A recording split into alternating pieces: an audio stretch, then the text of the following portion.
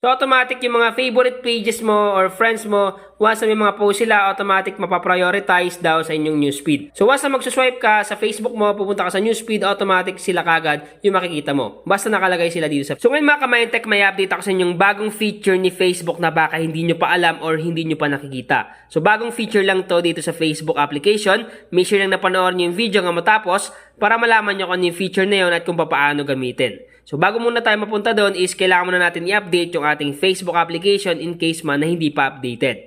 Para ma-update, pumunta lang kayo sa Play Store. Click nyo lang yung Play Store sa inyong device.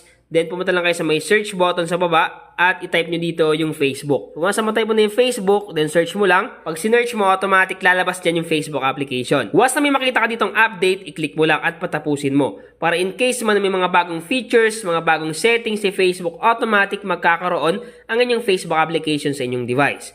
So once tapos na kayo mag-update, ang gagawin nyo sunod is i-open nyo lang yung Facebook application. Take note pala, yung gagamitin nating Facebook application is yung kulay blue na Facebook mismo. So click lang natin itong open dito. Click open. Then mareredirect tayo sa ating Facebook account. So ano nga ba yung bagong feature ni Facebook na sinasabi ko? So gagawin natin is i-click lang natin tong tatlong guhit dito na may profile picture natin. Click lang natin yan. Once na maklik mo na, sunod natin gagawin is i-scroll up mo lang. Scroll up. Then, i-click mo lang tong feeds dito. Okay? Itong feeds sa baba ng marketplace, i-click mo lang yung feeds. Pag na-click mo na, automatic ito yung makikita mo. Kung mapapansin mo sa taas, mayroong nakalagay na favorites. So, click mo lang itong favorites. So, ito yung sinasabi ko sa inyo mga ka-Mindtech na bagong feature ni Facebook, yung favorites. Nakalagay dito, introducing favorites, stay up to date easily with the people and pages you choose. So, ang gagawin nyo lang is i-click nyo lang itong get started dito.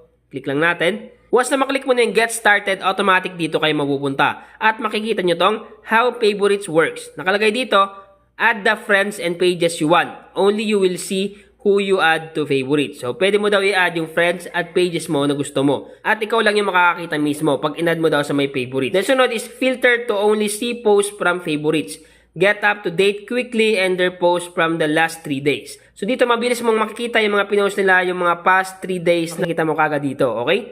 Then dito naman is see favorites post in newsfeed easily.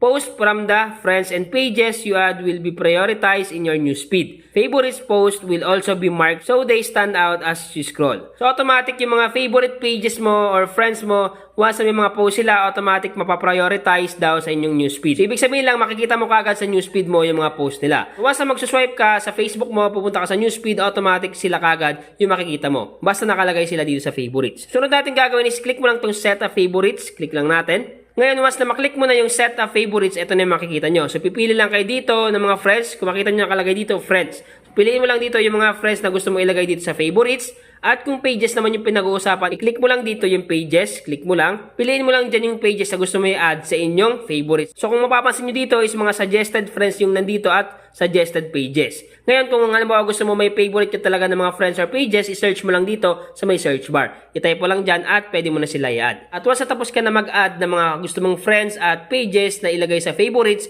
is i-click mo lang yung back to newsfeed. At automatic ma-activate na yung favorites na feature dito sa Facebook. So, ganun kabangas at kalupit yung bagong feature ni Facebook na favorites. So, pwede ka na mag-add ng mga favorite friends mo, favorite pages mo, at once na mag-post sila or mag-update sila, automatic makikita mo kagad sa inyong newsfeed at mapaprioritize yung mga post nila. So, napakabangis ito at malaking tulong din.